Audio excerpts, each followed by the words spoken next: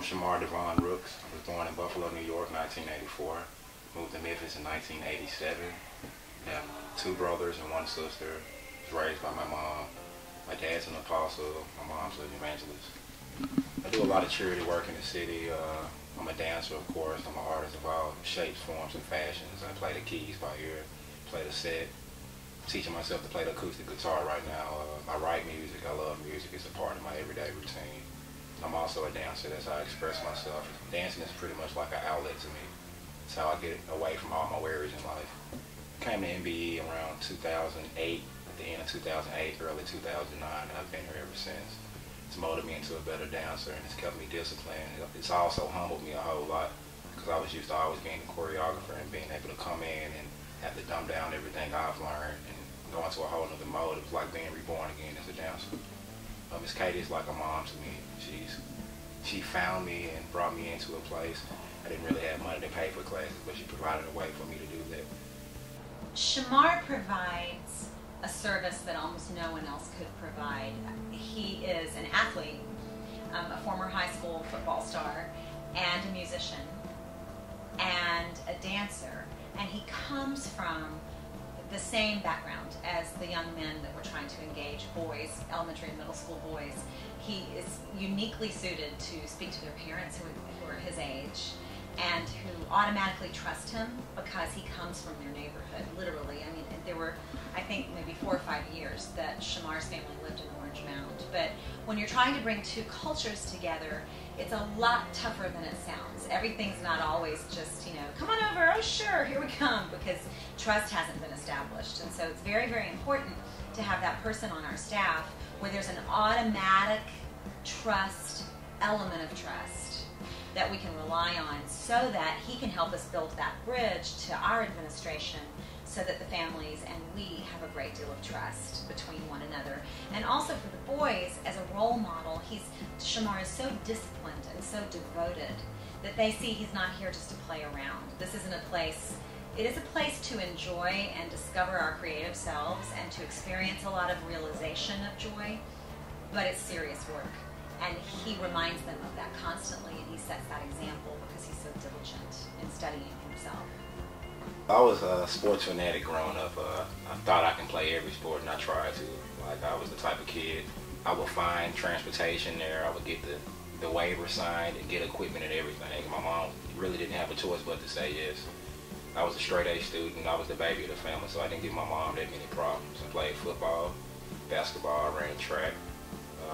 In football, I played a running back, wide receiver, and I played DB, or you can also call it cornerback. My fastest time in the 40 was a 4.3. My fastest time in a 100-yard dash was a 10.6.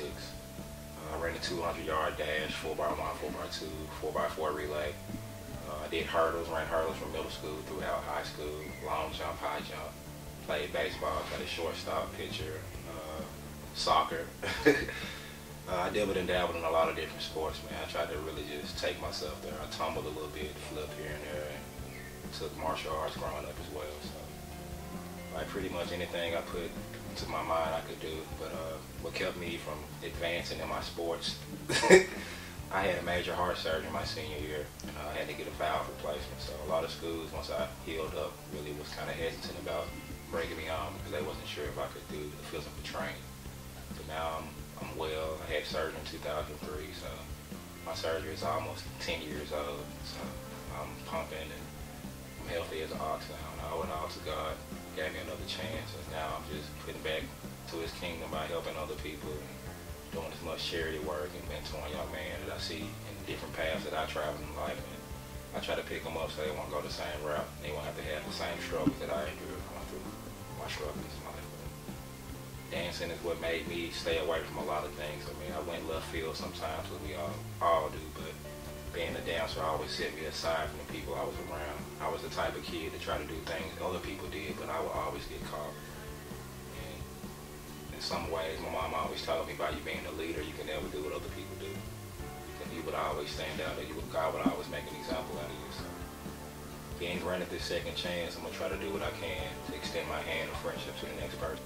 The dance family here is like a family to me. We all rub off on each other. We all pick each other up sometimes, and sometimes we We might fight and argue like any brothers and sisters in the family do, but at the end, we all pull together and make everything happen. New Ballet Ensemble is New Ballet because we're all so different in our forms and fashions, but when we come together, we're marvelous. We're beautiful people inside and out, and I love being here, and I hope to move on to bigger and better places. I'm pursuing my music all summer long, so if you haven't got a chance to listen to my album, you can find it on Facebook, or you can just Google my name, and all my links will pop up as well. Strive for excellence in all your endeavors. I mean, no one can judge you but you. You don't have to prove anything to anybody. If you take what you have inside and show yourself that I am somebody and I don't have to prove anything to the next person, you'll be okay. I mean, going through the things I went through in life, I didn't have my family there my whole entire life.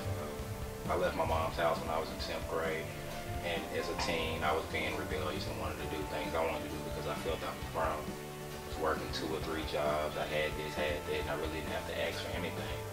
Being out here in this real world when you don't have anybody to pull from, you know, it shows you that real life is tough. So really what I'm telling you is stay strong, keep your head up, and do what you're supposed to do instead of letting others influence you because you feel like you're on the outside. I mean, life is full of many choices and many paths, but it's up to you to choose the right. How I wish you could see the potential of you and me. It's like a book elegant